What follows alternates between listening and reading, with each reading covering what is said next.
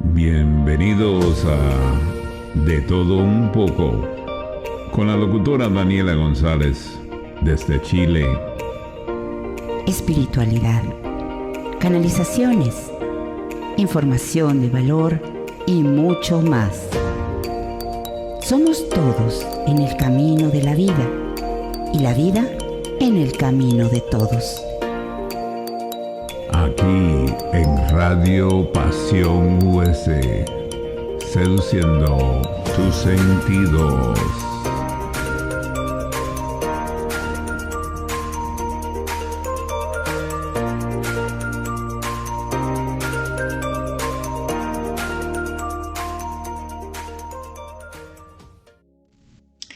Hola amigos de Todo Un Poco.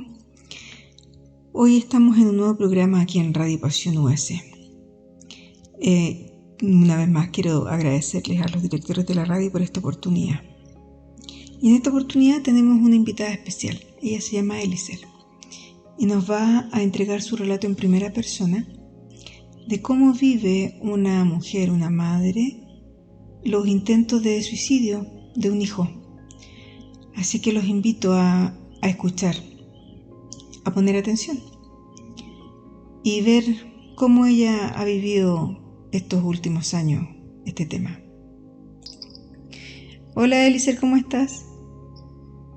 Hola Dani, bien, muy bien. ¿Tú? Bien, afortunadamente, gracias querida. Qué bueno. Eli, cuéntanos un poquito de ti, para que la gente te conozca, para que sepa quién va a hablar hoy día. Cuéntanos un poco. Bueno, mi nombre es Eliezer, soy madre de 2 hijos, una de 14 años y el otro de 21. Estudié diseño gráfico y prevención de riesgo. Trabajo para una institución pública aquí en el país de Chile. Y en algún momento hice un curso de biomagnetismo y la iniciación y segundo curso de Reiki. Ah, qué bien. ¿También haces terapias holísticas entonces? Sí, en su momento estuve haciendo terapia holística. Hoy nuevamente como retomando las terapias. Y cuéntanos un poquito cómo ha sido este tránsito estos últimos años con el tema de uno de tus hijos. ¿Cómo te has sentido tú frente al tema? Bueno, el proceso ha sido lento, ha sido como muy difícil en el principio poder abordarlo, porque uno como mamá, sobre todo acá, que se da mucho las mamás que mantienen el hogar porque no están los padres presentes, uno se enfoca más que nada en el proveer, en el estar siempre presente para las necesidades que tienen los niños en el hogar y en el hogar mismo. Sí. Dejando muchas veces de lado lo que es un poco lo que están pasando los niños en ese momento, como que uno se pierde un poquito, en este caso yo me perdí un poquito en lo que era la estabilidad emocional de mis hijos, como estar pendiente de lo que estaba sucediendo. Entonces cuando empiezan a pasar estos eventos, hace ya el año 2019, empezaron los cortes por parte de mi niña, fue como un balde de agua fría, porque yo nunca me esperé que empezara a suceder en su cabeza la liberación de sus emociones a través de estos cortes, de esta mutilación que ella en el fondo se hace en su propio cuerpo. Traté de entenderlo, traté de preguntar, pero ella igual en ese momento estaba muy cerrada como a decir la causa de dónde provenía todo esto. Entonces eso a mí me provocaba más angustia, el no poder ayudarla de una manera como más íntegra, como más profunda, de ver por dónde podíamos empezar a tratar el tema. Sí, claro, porque aparte que es complicado porque se junta la emocionalidad de ella y más la tuya, obviamente, frente a lo que se está viviendo. Claro que sí, se juntaron los dos factores, porque si bien uno igual en mi vida también hubo un episodio de lo mismo que mi hija estuvo viviendo, pero en esa época, cuando yo era joven, era adolescente, las cosas se veían de una manera distinta. Los padres lo abordaban de una manera distinta. No es como ahora que uno recurre a terapeutas, recurre a psicólogos. Antes era como más tabú el tema. Nadie creía en las terapias, nadie creía, en el caso de mi madre no creía en los psicólogos, o sea, para ella era tiempo perdido. Entonces uno dentro de todo tenía que, con sus propias herramientas que en ese momento tenía, salir adelante y seguir estudiando, seguir tratando de superar esa etapa que uno tenía, lo propio, de manera individual. Entonces que mi hija después con los años, ahora que es adolescente y empieza a presentar lo mismo, es como como que las emociones se juntan y como difícil poder explicar qué yo podía hacer en ese momento, porque yo en mi visión de adolescente como que lo tenía claro y traté de superarlo de alguna manera, pero en ella, que yo lo veía como espectador, porque en el fondo uno como madre siempre va a ser espectador del tema, no puede ayudarle más que con las herramientas que tiene, como entregar terapia, entregar apoyo, entregar estabilidad, porque el trabajo siempre va a ser de ella. Sí, claro. Entonces, una niña tan pequeña, ¿cómo yo podía empezar a darle las herramientas? Por ahí era el tema, ¿cómo yo lo podía hacer? ¿Cómo podía empezar a profundizar en la ayuda hacia ella? Oye, pero y esto generó, perdón por la pregunta porque es un poco íntima, pero ¿esto generó autocrítica? Sí, por supuesto, en un principio claro que genera autocrítica y mucha responsabilidad o culpabilidad en algún momento. Después uno entiende que no es culpabilidad, sino que es responsabilidad. Entonces siente que uno como que esto viene por el ADN, como una manera muchas veces de forma inconsciente y errada que uno puede pensar. Es decir, yo se lo traspaso a mi hija. Entonces sí sentí mucha culpa. Sentí culpa de que yo en algún momento también pasé por lo mismo y se lo estaba traspasando a ella, y sentir culpa de no haber visto antes la situación, cosa de poder haber hecho algo cuando estaba recién comenzando. ¿De haber visto como las señales?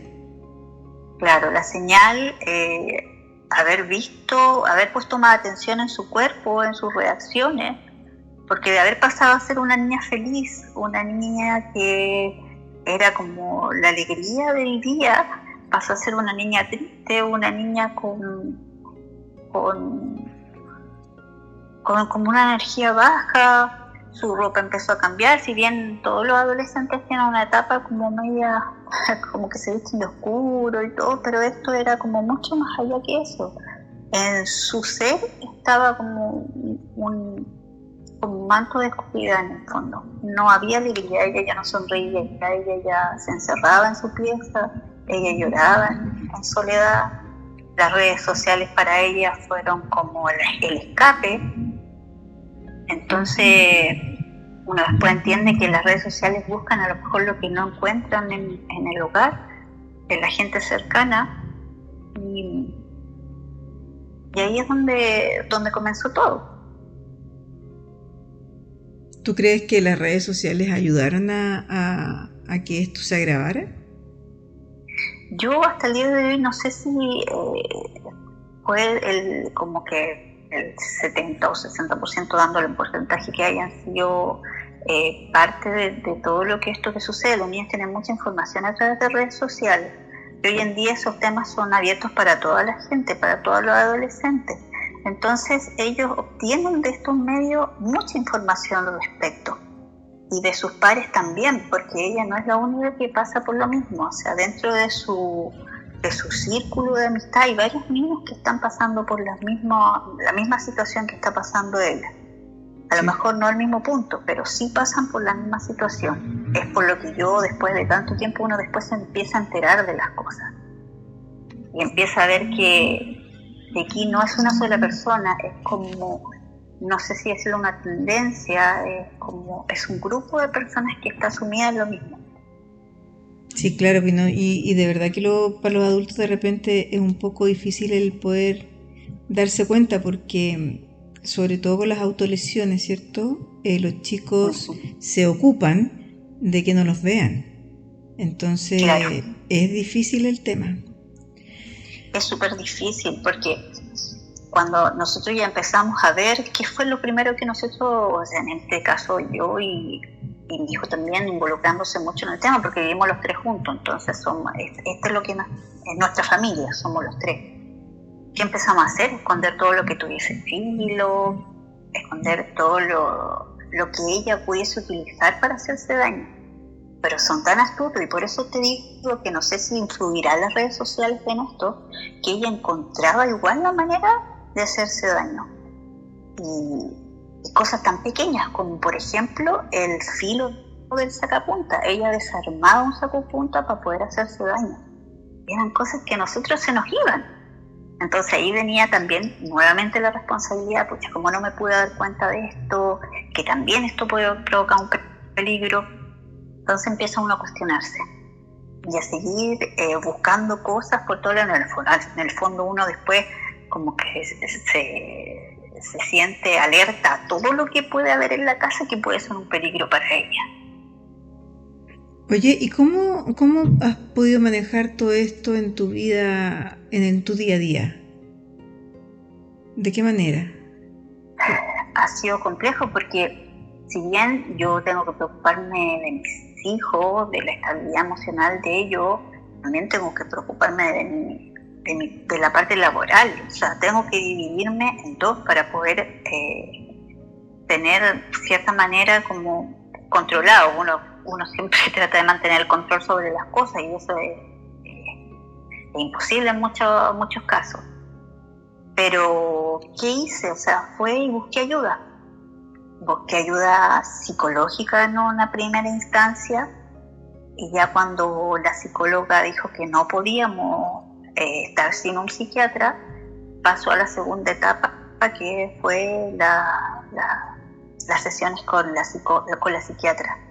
Y ahí empezaron a darle medicamentos que yo no compartía, pero en algún momento ya tuve que empezar a hacerlo. Ya, y tú, pero siempre pendiente de su terapia. Pero tú, ¿cómo lo viviste? Tú. ¿Cómo te levantabas ahí todos los días? No, yo me levantaba todos los días con pena, con incertidumbre, porque uno sale de la casa, lo deja en el colegio y siente que ya, de cierta manera están resguardados porque están acompañados de otras personas. Después estarán acompañados de alguna otra familiar, nunca estando solos, pero siempre con la duda, siempre con no sé si llamarlo desconfianza, de que ella en algún momento sí pudiese hacer algo en contra de ella nuevamente, porque como te digo, ellos buscan el momento para hacer las cosas y esos momentos siempre se van a dar.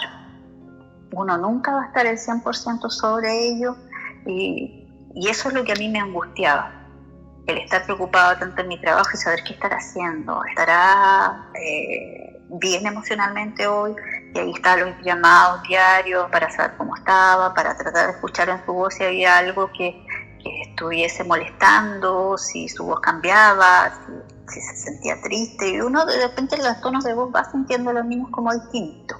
Sí, claro. Y eso es lo que yo hacía, trataba de hacer durante el día, o sea, permanecer alerta, pero muchas veces igual por el training del trabajo no podía estar pendiente todo el día, o sea, una vez al día, entonces a veces que no podía, no tenía el tiempo para poder hacerlo. Entonces sí, ha sido un proceso con mucha angustia, mucha pena, con impotencia también. ¿Y tú buscaste ayuda también para poder manejar esto? Sí, busqué ayuda, porque claro, igual entendí después con las terapias y todo que uno tiene que sanar también, uno uno también acarrea muchas creencias que no son las correctas, o creencias que uno se ha ido, que se inventó en algún momento y no eran las correctas, y empezar a sanar de ahí, porque mientras uno se sana, ella se va sanando también. Entonces también fui partícipe de yo someterme a un proceso de sanación. Para aprender a ver la vida de una manera distinta, hacer cambios de creencia, ¿qué cosa? Y claro, es para ver en el fondo de dónde provenían estas emociones que a mí me estaban dando, estas emociones de pena, la rabia en algunos momentos, la angustia, de dónde podían provenir esta emoción tan dura en algunos momentos y otros momentos tan crítica hacia mí. Sí, claro, porque ahí uno cae en el automaltrato. Exacto, uno, claro, se culpabiliza y muchas veces también uno se victimiza de la situación. Entonces, es ahí donde está el trabajo de uno como padre, de que uno es el adulto y uno tiene que en el fondo tomar las riendas de lo que está pasando y seguir adelante. No sirve de nada andarse culpabilizando o andar como en el fondo llorando por las esquinas, como le dice uno. No tiene que tomar carta en el asunto. Sí. Oye, y esto, bueno, obviamente a ti como primera persona, ¿cierto? Te afectó y todo. ¿Y cómo te afectó la reacción de tu entorno frente a esta situación de tu hija? ¿Cómo viste tú que ellos reaccionaron? ¿Cómo lo tomaste tú? Bueno, igual el entorno de mi hija también es pequeñito, o sea, no es una familia grande, entonces los más cercanos, igual sentía como que había no crítica hacia mí, o sea, crítica a la situación. También hubo muchas veces en que me sentí que me decían, es que tú tienes que hacer esto, me daban indicaciones de las cosas que yo debía hacer. Y en ese sentido yo siempre pensé en una educación particular, o sea, una educación distinta a la que a mí me habían entregado, porque la educación como que a mí me entregaron es como, no sé, siempre fue en base a la represión, al castigo, al que si no haces esto yo te voy a quitar esto. Entonces yo sentía que no podíamos vivir en base a reprimirnos, sino que teníamos que aprender y el saber por qué yo le estaba diciendo que no a una situación en específico. Entonces, de alguna manera yo sentía que la gente cuando me decía, les podía encontrar razón, pero muchas veces también decía, no, pero si yo siento que lo que he hecho y como lo estoy educando está bien. Entonces aquí venía todo este tema nuevamente y decir cómo va a estar bien si mi hija está pasando por lo que está pasando. Entonces nuevamente volvía la crítica, volvía el cuestionarme nuevamente, el lastimarme nuevamente a mí misma, con los pensamientos, con las palabras, porque uno está constantemente pensando y autoanalizándose y criticándose. Sí, claro. ¿Tú te sentiste juzgada por tu entorno? Sí, me sentí en algunas ocasiones juzgada. Sí, apoyada también en otros momentos, como que no, si tienes que hacer lo que estás haciendo está bien, yendo a terapia y todo. Y también sentí que la culpaban a ella muchas veces. Entonces eso también me provocaba pena y angustia, porque es una niña de 14 años. O sea, está recién saliendo del juego. De repente las cosas que hace ni siquiera las puede estar haciendo de manera consciente. Sí, claro, si no sabe verbalizar en el fondo lo que le está pasando, y cuando la gente en general, uno no sabe lo que le está pasando, te preguntan, oye, ¿y qué es lo que te pasa? No sé cómo me siento, no sé lo que estoy sintiendo, no sé lo que y es terrible cuando, o sea, yo creo que es difícil cuando uno no sabe lo que le pasa. Entonces, ¿cómo tú le cuentas al otro lo que te está pasando si tú no sabes cómo verbalizarlo? No sabes decir, no sabes si lo que estás sintiendo es miedo, es tristeza, ¿cierto? Si tenés ganas de llorar porque estáis triste o porque estáis a lo mejor demasiado contento, porque se te junta todo, es como un plato de tallarines. Claro, y el problema más grande ocurre cuando esta situación se da y cuando mi hija incurre en estas situaciones que fueron autoagresiones y tratar de tentar con su vida en base a intoxicación con pastilla, yo le pregunto, ¿pero qué pasó? Entonces que tu hija te diga, no sé, fue un momento en que quedé en blanco, no sé qué me pasó, entonces la angustia vuelve más aún, o sea, yo menos puedo confiar en dejarla sola, si ni siquiera ella misma sabe qué fue lo que ocurrió en su cabecita para que tomara esa decisión. Entonces, Sí, claro. conversaba yo con la psiquiatra y ella me decía, lo que pasa es que ella no sabe verbalizarlo. Y es ahí donde está el trabajo, donde hay que descubrir qué fue el clic que le hizo en su cabeza para tomar esa decisión. Pero ella aún no está preparada o no ha tomado conciencia o no ha querido todavía soltar esa situación para poder decir, aquí está, este es el camino, por aquí tenemos que seguir. Entonces todo este tiempo que llevamos de trabajo con ella, todavía no podemos llegar a ese punto, al que ella, antes de que ocurra esta situación, ella pida ayuda. Porque ella antes no pedía ayuda, pero ahora está en el proceso de que hace las cosas y pide ayuda. Entonces ahora viene esta segunda etapa donde ella alcanza a tomar conciencia y pedir ayuda. Antes de. Entonces es el proceso que nosotros tenemos que alcanzar en estos momentos. Y ella lo sabe, pero hasta ahora le ha costado mucho poder hacerlo y poder decir por qué le ocurrió, qué pasó por su mente en ese momento para poder tomar esa decisión. Sí, claro, porque a lo mejor ni siquiera se acuerda también, pues, que es lo que le puede pasar a un Eso montón de es lo que dice. personas. Exacto, si eso es lo que dice, mamá, no sé, no me acuerdo. Fue algo así como que quedé en blanco. Sí, lo que pasa es que este tipo de cosas, viéndolo como bien de afuera, muchas personas quizás pueden tomar a veces las emociones, ¿cierto?, de los adolescentes o de los niños, como que, no, si va a pasar, no, si es una etapa, no, si es que anda mal genio porque no sé, porque durmió mal, por cualquier cosa, ¿cierto?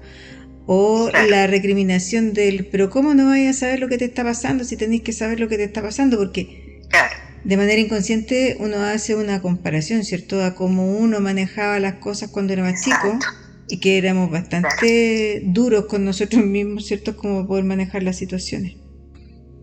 Claro, Entonces, exactamente. muchas veces a los niños no se les cree.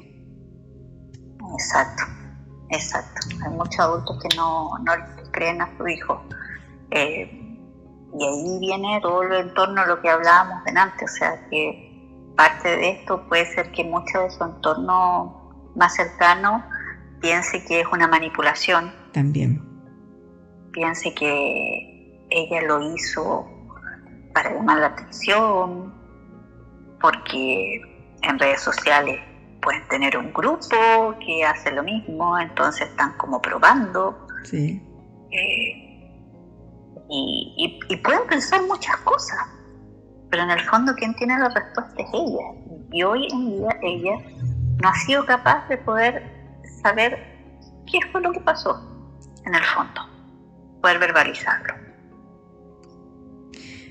¿Te has sentido cansada en algún momento de estar viviendo esto? Sí, me he sentido cansada el último año. Este año me he sentido muy cansada, porque este año fue como el año de que hubo 3 intentos como clarísimos y uno ya como que dice, ¿qué más puedo hacer? Si yo he tratado de hacer todo y después uno piensa y dice, en realidad yo sé que no he hecho todo, algo más falta, por algo están sucediendo estas cosas, pero ¿de qué manera puedo seguir ayudándola? Si igual tengo que cumplir en el trabajo, tengo que cumplir como mamá, entonces se me cierran de repente se me cierra la perspectiva hacia adelante y se me pone todo oscuro. Entonces ahí yo digo, pucha, me estoy enfermando, porque pienso y pienso, esto me ha traído problemas para dormir, yo no puedo dormir, han venido dolores que provienen también de las emociones, de la espalda, de las piernas. Entonces hay muchas cosas que como mamá, como persona, me han afectado íntegramente la salud. Pero no por eso yo no voy a seguir, o sea, yo lo voy a seguir intentando, pese a todo lo que me pueda estar pasando físicamente, trato de tomar un poquito de respiro y seguir adelante. Sí, claro, pues hay que seguir nomás, pues sí, el asunto es ayudarse en este caso mutuamente y sacar un aprendizaje de todo esto, pues sí. Claro. Todos tenemos distintas maneras de reaccionar frente a las situaciones y hay que ver en el fondo cómo se maneja la emocionalidad, ¿cierto? Y que no quede como pegada, sino que es como transitar dentro de la emoción y no quedarte ahí pegado en el dolor, ¿cierto? Y en el sufrimiento permanente, sino que tratar de abrir la ventanita, ¿cierto? Que entre la luz y decir, claro, ya, ok, esto está pasando, ¿cierto? Es doloroso. Se escucha como bien frío, pero es como pararse, mirar la situación y decir, ya, ¿y ahora qué puedo hacer? A ver, ¿para dónde puedo ir? ¿Dónde puedo pedir ayuda? ¿O qué cosas puedo hacer? ¿O yo cómo me siento? Porque yo creo que esto es como de que día a día muchas veces tienes que revisar tú cómo te sientes, como para poder continuar funcionando, ¿o no? Claro, día a día tengo que hacerlo. Es súper importante poder levantarse con la mentalidad como fresca, cuando se levanta en la mañana, y empezar a ordenar mi día, empezar a tratar de ordenar mis pensamientos, independiente que en el día se vayan tornando como dificultosos, pero hay que tratar de hacer ese ejercicio en las mañanas. Por ejemplo, no sé, igual el último evento que tuvo, que fue muy largo, un proceso sumamente doloroso, que estuvo hospitalizada mucho tiempo.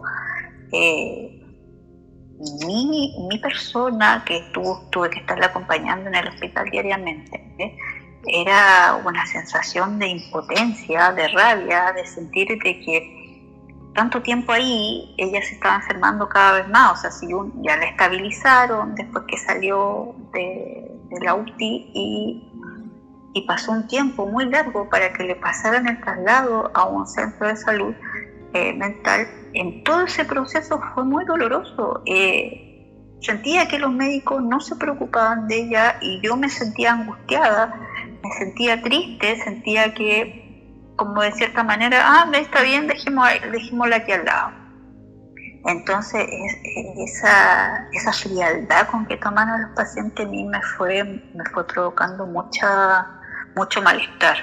Y ahí empecé a tomar acciones de mamá, acciones de ser humano, empezar a reclamar, empezar a hablar con todas las personas que podía hablar para poder solucionar el tema, porque ya ella estaba enfermando y yo también, porque estábamos en un nivel de estrés grandísimo, encerrada entre cuatro paredes, sin ventilación ni nada. Entonces cualquier persona en esos momentos se enferma. Sí, claro. Y las dos estábamos enfermas. Entonces llega un momento en que nos mirábamos las caras y ya prácticamente, o sea, como ella me acusaba a mí, yo la acusaba a ella con la mirada en el fondo, como que ya había un reproche de ambas partes. Entonces fue durísima la situación, fue muy duro. Oye, ¿y cómo conciliáis esto con el trabajo?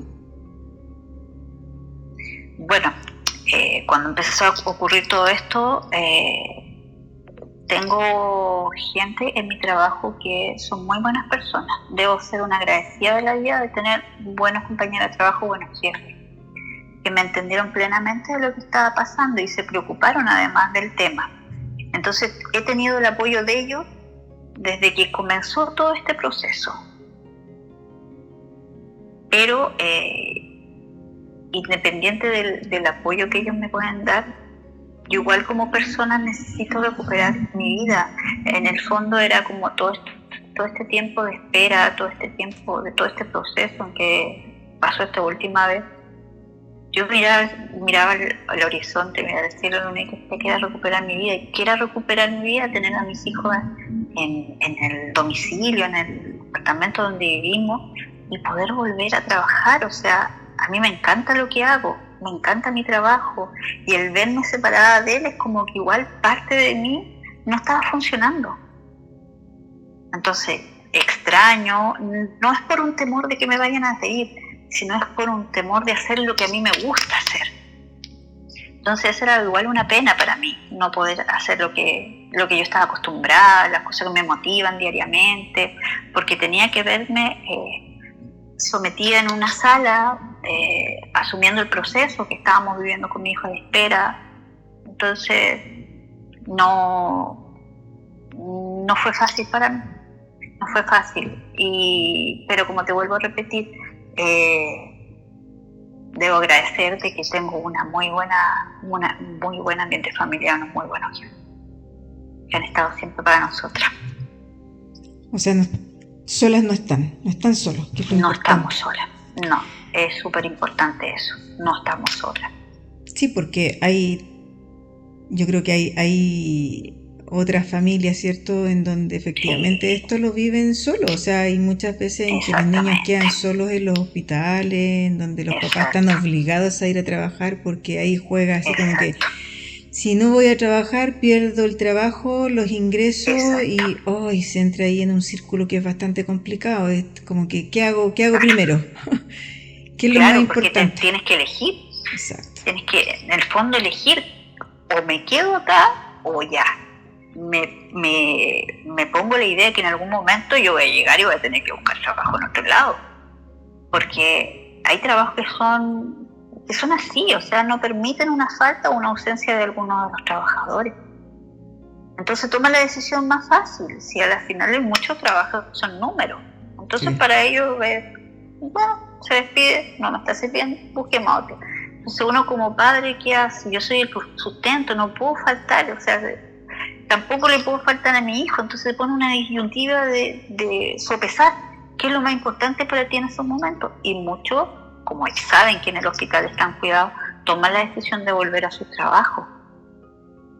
Porque también buscar un buen trabajo, un trabajo estable, cuesta mucho. Sí, claro. Pero ahí imagínate tener que estar ahí lidiando con el sentimiento de culpa, debe ser terrible, debe ser muy complicado. Complejo, porque uno en el trabajo no está tranquilo tampoco. Independiente que ya sea en un hospital, que bueno, hay gente que la está cuidando, pero va a llegar un momento en que no están las 24 horas mirando al hijo los especialistas.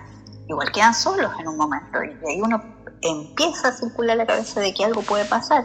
Lo mismo en la casa, cuando ellos están en su cuarto, están encerrados, puede pasar cualquier cosa, las cosas van a pasar en cualquier momento. Y esa es la angustia que uno tiene como padre. Es un estado de incertidumbre permanente.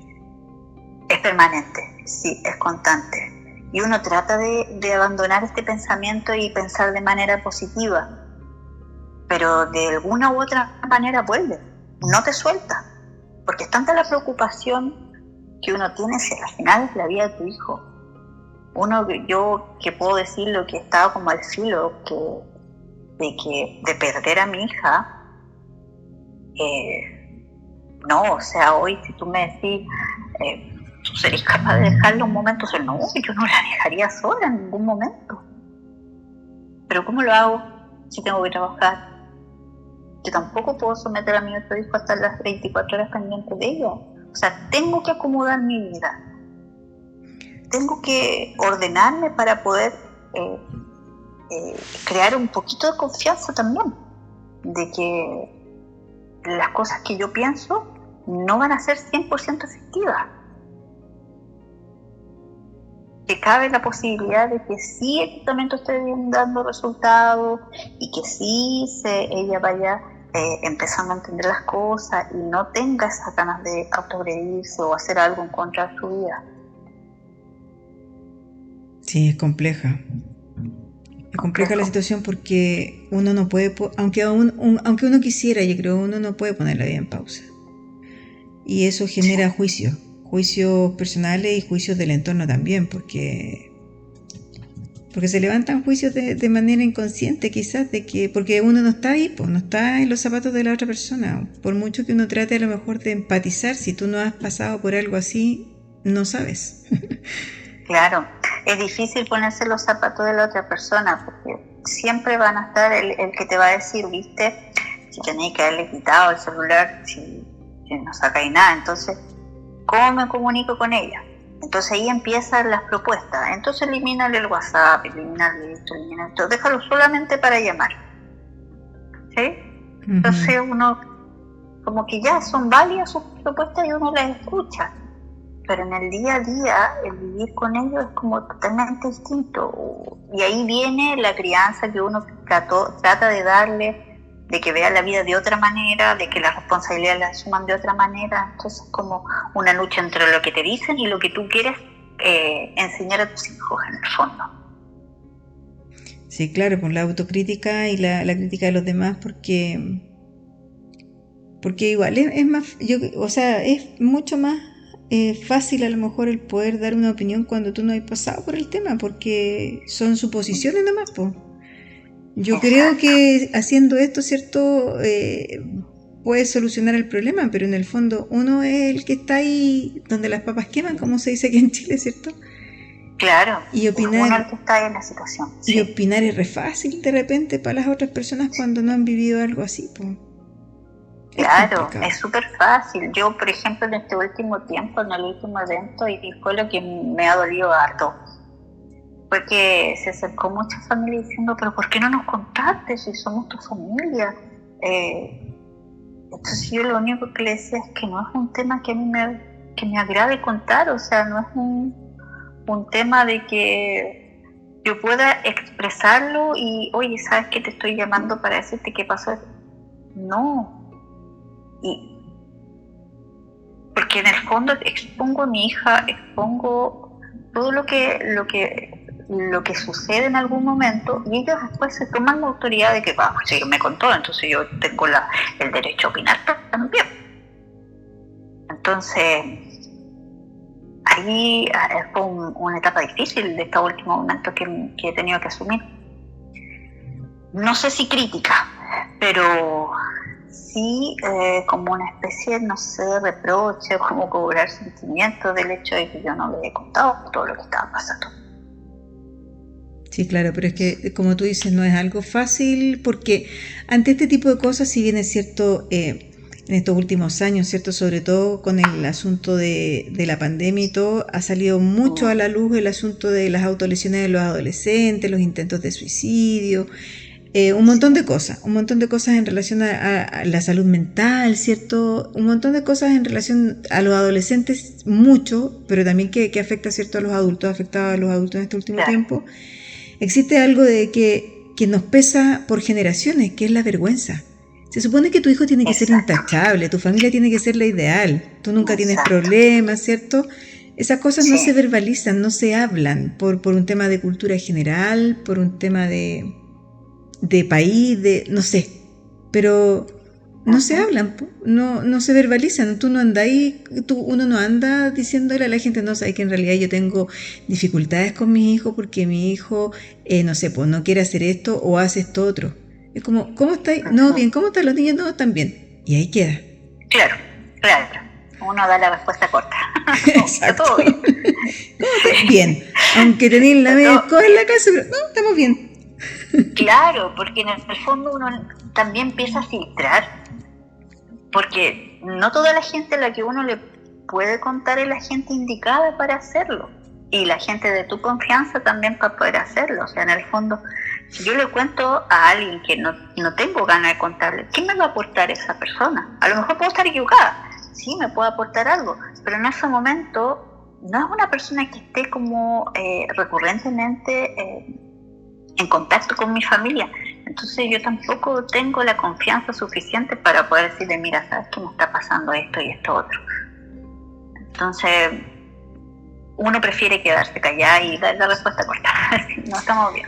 No, pero ¿sabes qué? Yo creo también que hay otra cosa, de que hay una creencia en donde cuando a mí me cuentan algo, yo me siento con el derecho a opinar, que tú lo dijiste delante. Sí, lo dije. Y no necesariamente es así. Cuando a uno le cuentan algo es porque es un voto de confianza. y no necesariamente uno tiene que opinar. Y la persona que cuenta también tiene que aprender, ¿cierto?, a tener la libertad de decirle al otro, ¿sabes qué? Yo te quiero contar algo, pero por favor solamente escúchame, no me digas nada. No emitas juicio, no emitas opinión, ¿cierto? Y que el otro sea simplemente una escucha, porque los adultos, ¿cierto?, tienen tan pocas instancias de poder verbalizar las cosas que se quedan callados. Nos quedamos callados generalmente, ¿cierto?, de todo. Hasta con las parejas nos quedamos callados de lo que sentimos. Entonces, a veces lo que necesitamos simplemente es que nos escuchen, nada más. Verborrea, nada más, eso. Solamente eso. Sí, es verdad. En mi caso particular, yo no tenía ganas que me escuchara nadie. Yo lo único que quería era estar en silencio y tratar de resolver las situaciones dentro de mi cabeza.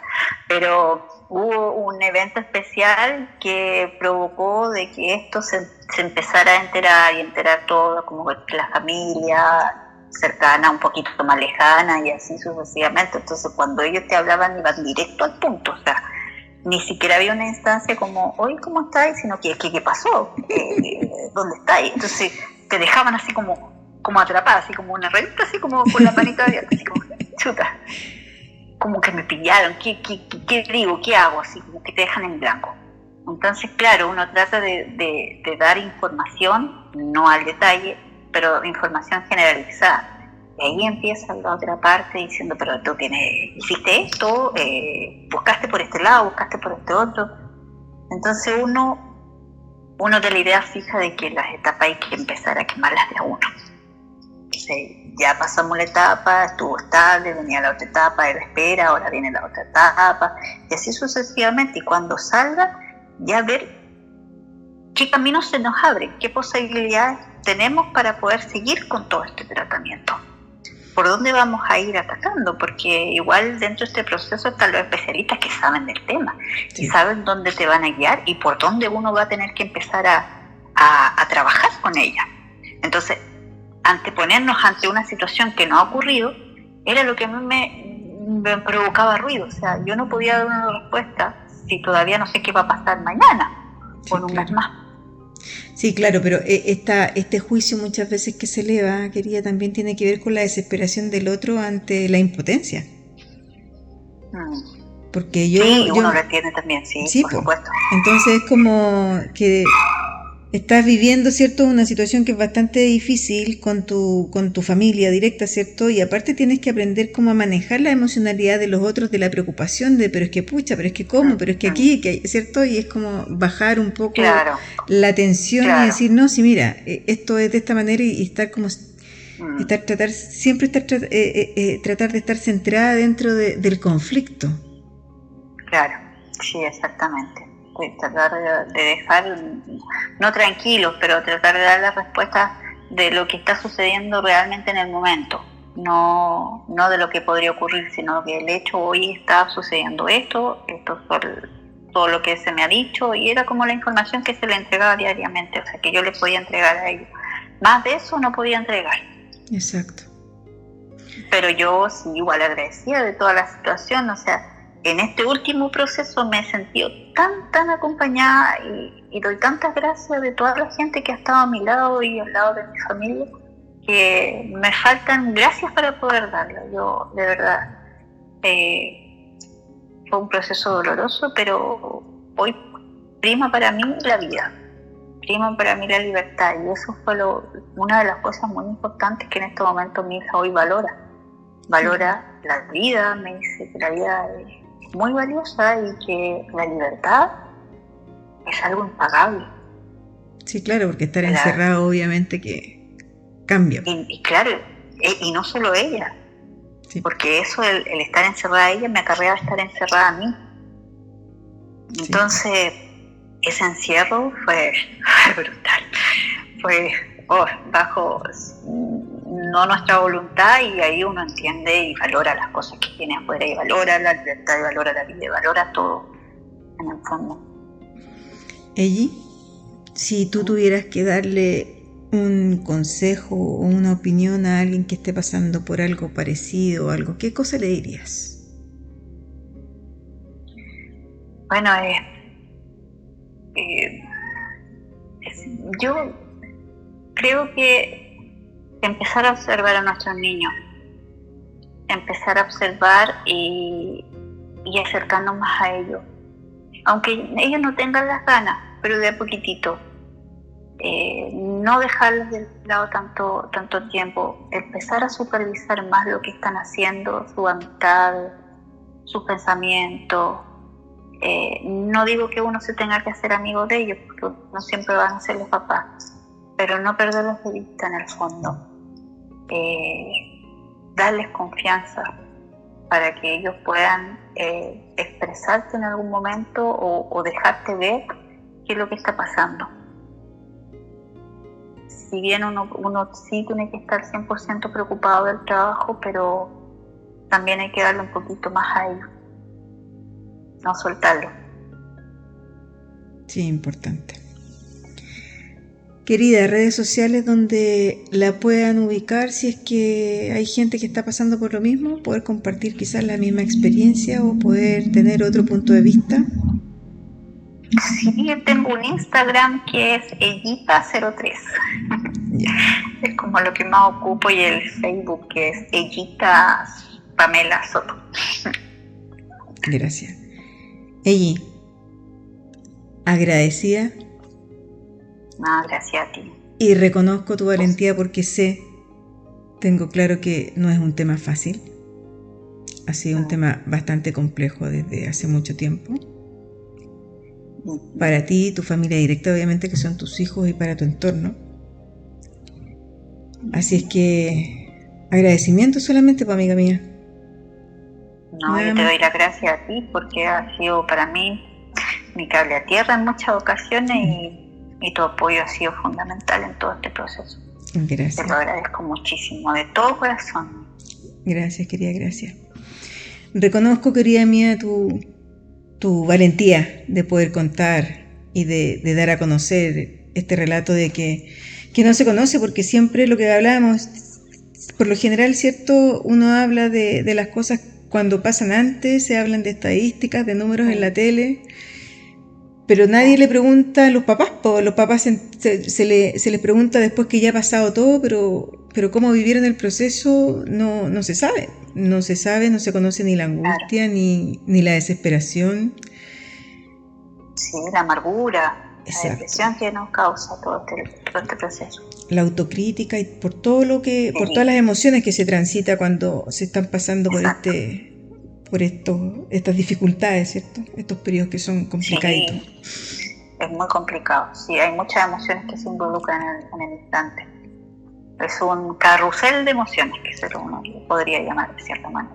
Sí, bastante difícil. Querida mía, un abrazo inmenso. Gracias, igual para ti. Te quiero mucho y estamos ahí igual, hablando. Besito. Ya, gracias. Un cariño para ti también, un abrazo gigante. Muchas gracias por todo. Cariños para todos los que puedan estarnos escuchando y cualquier cosa que necesiten, no sé.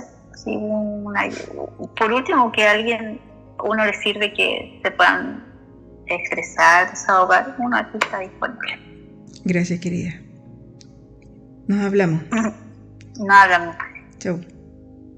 Que estés bien, chao. Bueno, amigos, aquí termina este programa que relataba en primera persona. En primera persona. Ha sido difícil transitar por todo esto. A ella obviamente mucho más complicado como mamá y proveedora de un hogar.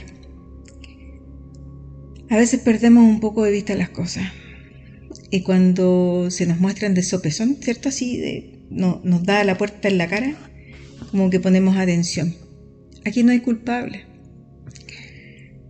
La idea es no levantar juicio, es ver la situación y sacar el aprendizaje, que es bastante complicado, sobre todo cuando está involucrada la vida y la vida de las personas que uno más ama, ¿cierto? Que son nuestros hijos.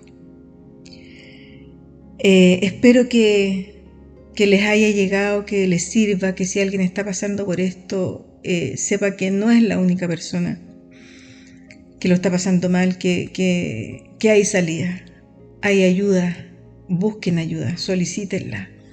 Busquen a alguien con quien conversar. para que no se sientan solos y puedan tener quizás una mirada distinta y un poco más abierta.